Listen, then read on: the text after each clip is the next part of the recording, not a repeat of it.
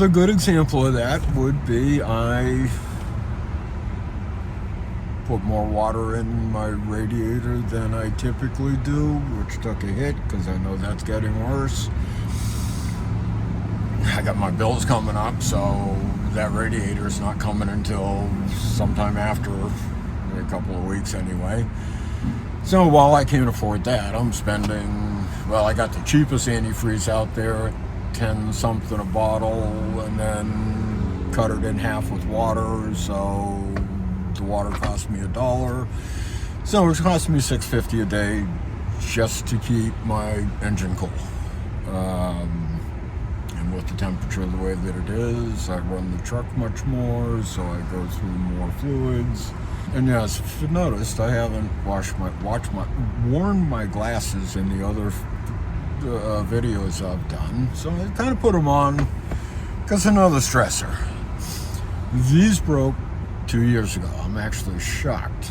$70 pair of glasses from Costco's that, and I don't get sponsored from Costco's. I just have to hold them. You'll see. I don't know if you can see that, the little paper clip I put in there and hold that together. Well, that lasted about a year. The other side broke and I had to super glue it together, of which some I got on the lens. I used to clean my glasses every day. Now I don't because I'm scared to break them. And I don't know if you can see the angle or not, but I don't dare adjust them because I'll break them. But you notice I got a haircut. Yeah, $30 for a friggin' haircut is a major financial decision. And then I've got so I got all this truck, I don't know what's going on with the brakes. I don't know if it's safe to drive the truck. My front end is getting looser and looser, and I don't know if I'm gonna snap a ball joint or I'm gonna lose a tie rod end. Last Christmas, I was fucking lucky as hell. I heard something going on in my front end, and every now and then I'd hear it clunk, and then I noticed, if I did a turn, one of my tires was dragging more and leaving a different imprint. I said, So Christmas morning, I pull into Speedway to get my cup of coffee, and I'm backing into the spot, and my tie rod separates. So I'm sitting in the parking lot. I got both wheels. I got a picture of it. Maybe I'll show it to you someday. But it happened at 2-3 miles an hour going into a parking lot and not at highway speeds. So I got that running around. I could be killing myself, could be killing anybody on the road. But what do? I'm going to make some money. I got to make some money or I'm going to lose everything I own, which may be inevitable at this point as well. So I got all that going on, and I went to do a pickup. I went in there and gave him my name, or the name for the pickup. He goes back into the kitchen and comes back out, and he says, it's going to be about 15 minutes. I said, damn. Well, I think I'm going to cancel it and let another driver pick it up. A grin came over his face, and he stepped forward, reached out his hand, and says, I want to shake the man of the only polite driver that's been in here since it started. So, I will not let my life, my stress, my conditions get in the way of spreading joy and treating people with respect. It's like, no, I'm going to spread the joy. I am going to be happy and choose my life. As difficult as that is, I bet there's not a fucking 1%er that could go out here and do what I'm doing. And you want to tell me to go get a fucking job, making $30,000 a year, $25,000. I had my neoliberal nepo baby cousins think I should get a landscaping job. At the time, I was 64 years old. It's like, holy fucking crap. Just over at Starbucks.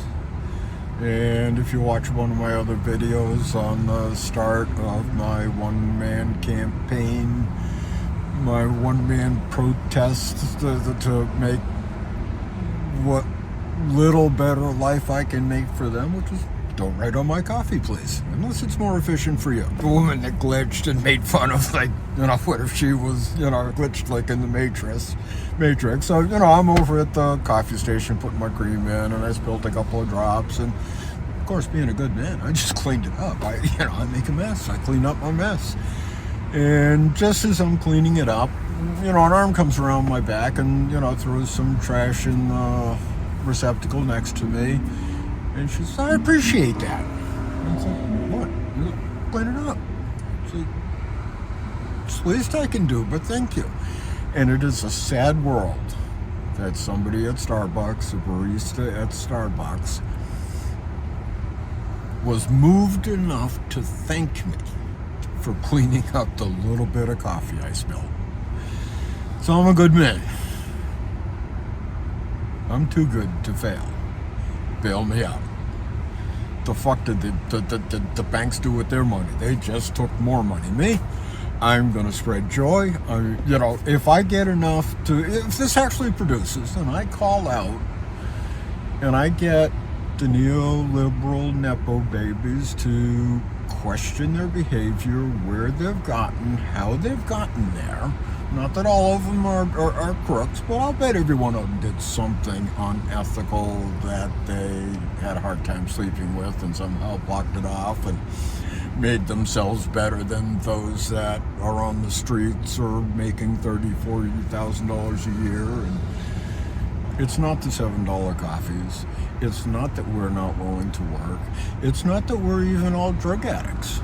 Maybe the ones you see, maybe the ones down at the square where they have an encampment or they have, we don't have any RV camper lots or, that congestion. Not that I've seen. I haven't come across that. I certainly do see a number of RVs that I know people are living in, but they don't congregate here. And yes, there are people with mental disabilities, physical disabilities, over 50 becoming homeless at a rate we've not seen since 1929. They're not all fucking drug addicts. Or there's something wrong with this country that we need to address and take care of. Not by stopping drugs and blowing up boats in Venezuela, but healing our nation, healing our people, taking care of our vets. I think it was More Perfect Union just did a great piece in Italy on their cooperatives. Impressive. Let's head in that direction. Now, the other thing is that, and I think I'm actually going to stop this and do another video. All these intellectuals doing this mental masturbation on how to turn the economy around. Scott Galloway, who I love, talked about getting his 1% to, withhold from shopping, which isn't going to hurt him. It's going to devastate me, because if none of my customers have any money, they're not going to be tipping on the Uber shit if they're even ordering it. And how is that my fault?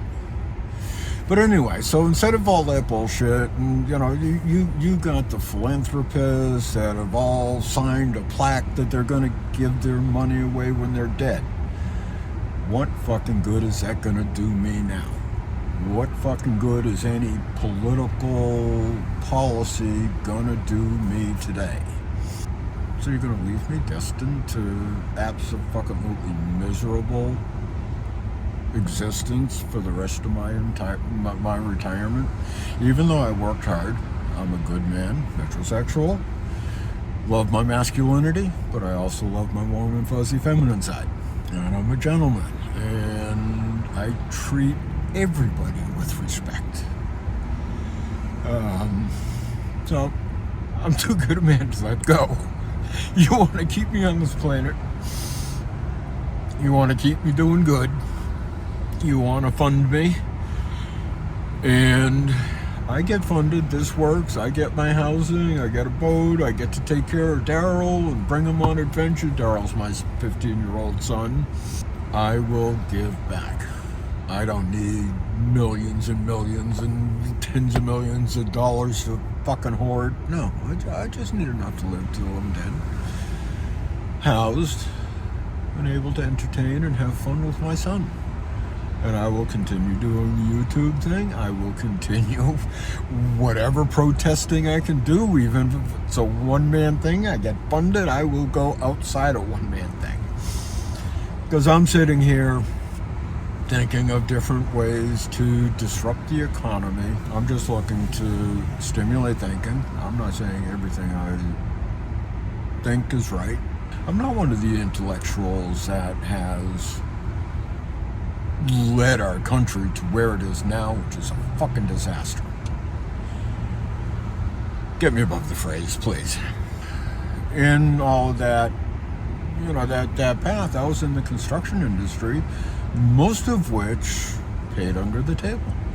So yeah, I may not even qualify for Social Security. I might get the bare minimum $9.50 a month. If I have public housing, that's going to cost me 30%. Well, now I'm down to living off of $650 a month. Less than that. And then you got Medicare and Medicaid, and it's just I don't deserve to go out that way. I have played hard, played by the rules, honest, ethical, and joyfully. So help me out. I'm gonna wrap this up because I don't know how long anybody's gonna watch me ramble, but I'm gonna do another one on some of my thinking that the fucking intellectuals aren't doing, and maybe somebody will step in with me. Thanks so much. Peace and love and harmony, and joy to the world. Give me a joy to the world if you run into me. Thanks so much.